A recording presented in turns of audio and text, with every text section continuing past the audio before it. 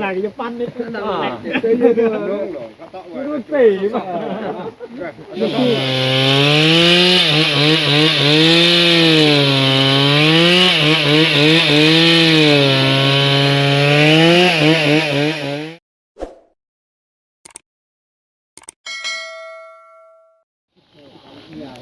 ตอนนี้ก็กำลังสิพ่นน้ำจักก่อนทุกคนเพราะว่าสิได้เรือนี่นะประมาณ2เมตรก็ประมาณ2เมตรนี่แหละความสูงนะฝนตกแน่ทุกคนเลยโอ้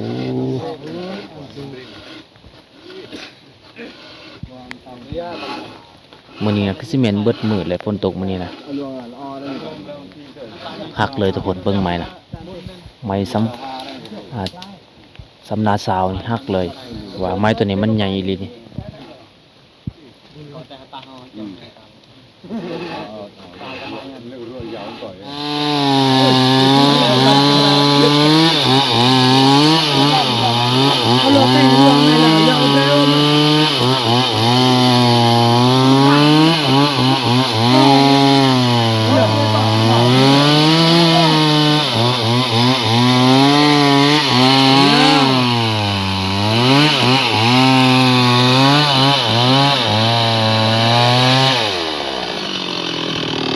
ลูกจะตาไหนเอาอยู่ดอก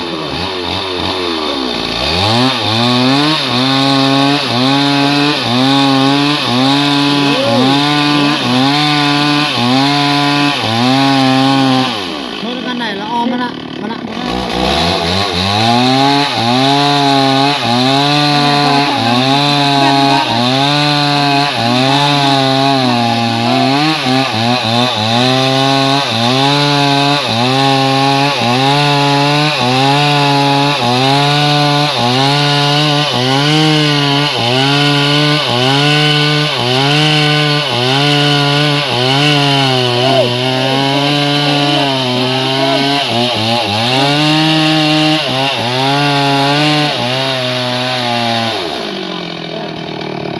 Amut tu coi. Amut tu tiap tu coi.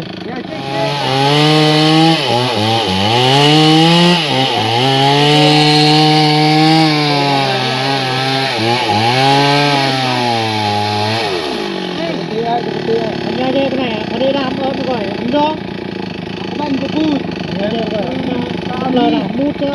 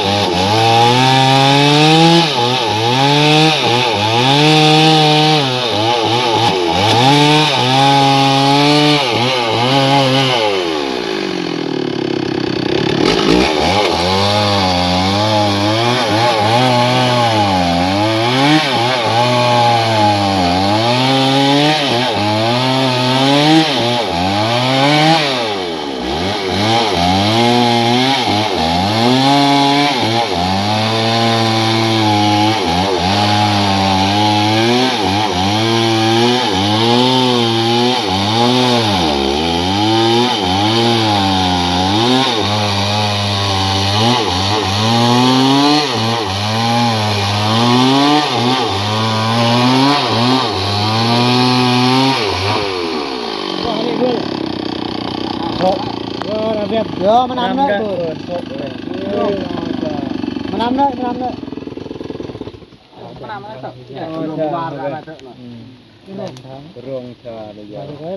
break là nè Beraglah. cái này cái đây hay coi đây hay luồng mới lệ coi coi cái này break là này sổ sổ tôi rửa cọp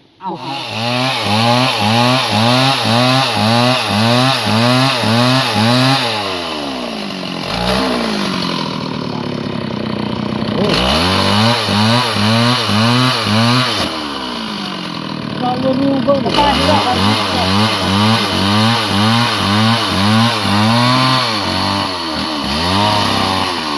con nó nua á còn được cả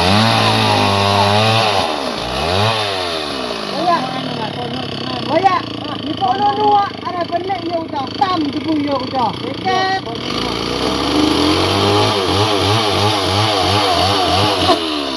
cái đá kìa nó là tam con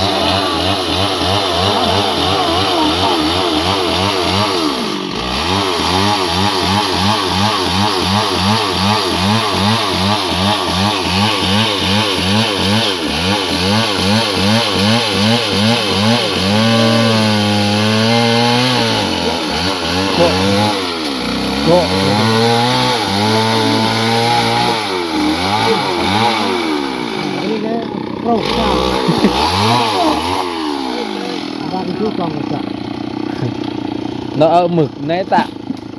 nó là mực là điên vậy nó làm này nó lưu à ra những cơ nó giờ gọi là này này dư bọn cả gục gần bền ở đây là pong này cho nó lời nhà đa vậy là tên là bọn không phải phun là ta nặng có bên chứ anh này là yến nhà ta bên tì mực này này bạn nào cái đá mà này tôi đem ra cô là bây giờ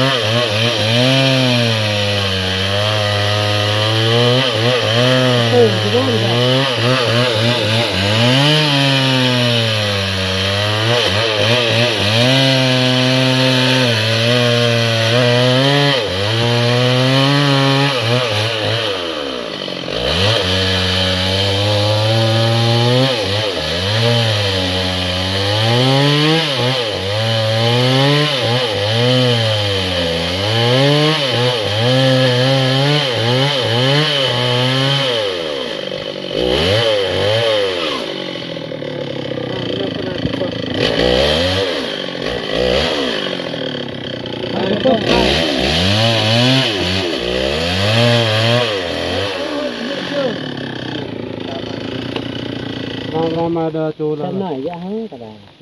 Nhờ nói từ nó bơ ra tay tập này. Lạc lên ha. Buồn cho cái lạc lại rồi. Từ tăng đo vô tí. Nó lạc hay đưa.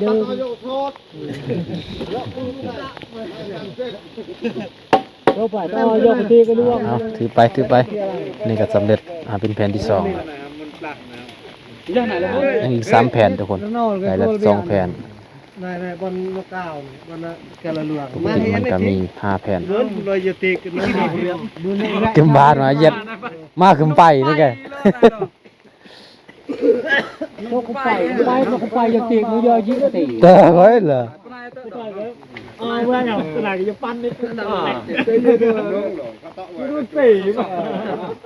ดูสีเศร้าเบียดติเดี๋ยวถ้านั่นน่ะดูสีมันก็เอาเต็มก็สีโอ้เลยตัวน้องได้ดองยันนายตะพึ่งเชื่อได้ดองตะพึ่งเนี่ยนายก็ทำมาสดแต่นายล้างมากติกแต่ก็รู้เงินประมาณก็เบิกก็ดองได้เลยอย่าปืนก็ตีเดียวได้เลยก็ปืนนี่จังหวะก็ได้แต่ละ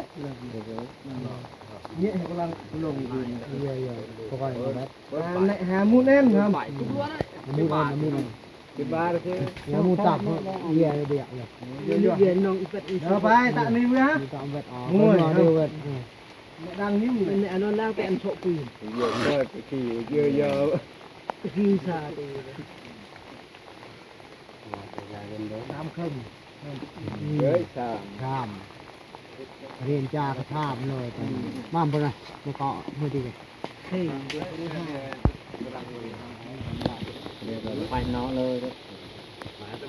ไปรวมโซนเนื้อในไว้โซนเนื้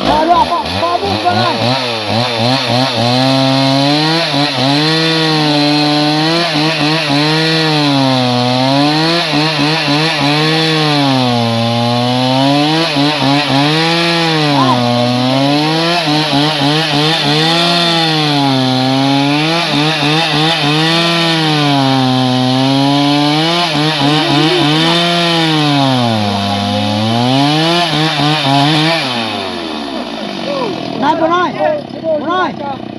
แล้วก็มูนแล้วถอยเถอะแต่ก็อยู่บ่ได้นี่อย่าเรียก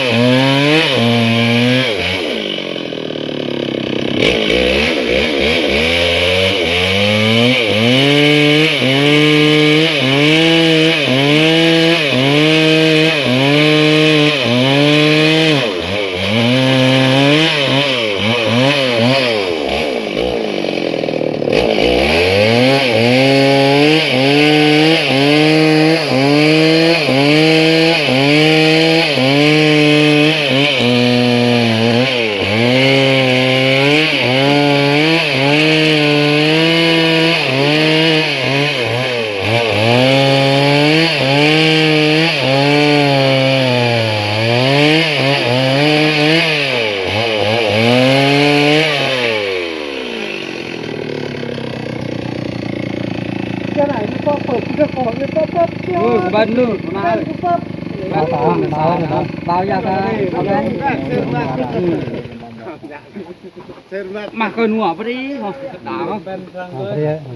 เป็นยังไง ก็เคยผู้ปหนวดตีแกเดี๋ยวแม่เช้าก่อน โอ้ฝนตกแห้งเลยทุกคนเลย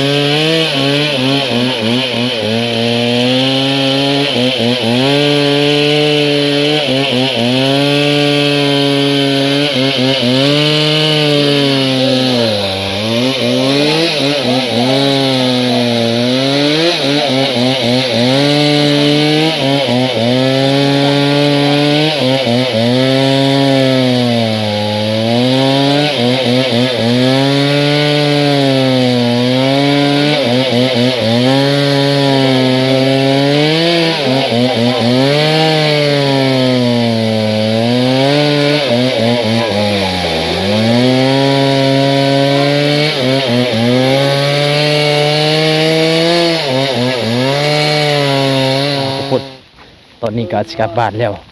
เพราะว่าครบ5แผ่นทุกคนเฮ็ดลงซุป5แผ่นเบิ่งฝนตกเบิดมือเลยมื้อนี้นะหลังจากเอามือเฮือนแล้วก็สิได้เฮ็ดโรงอันนั้นอยู่เฮือนทุกคนมันเฮ็ดเอาอยู่ป่าคุยเฮ็ดอยู่ป่าบ่ได้มันคลำต้องได้เฮ็ดอยู่เฮือน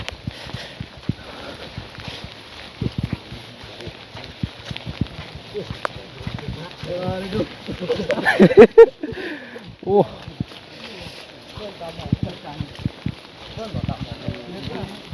10 โมง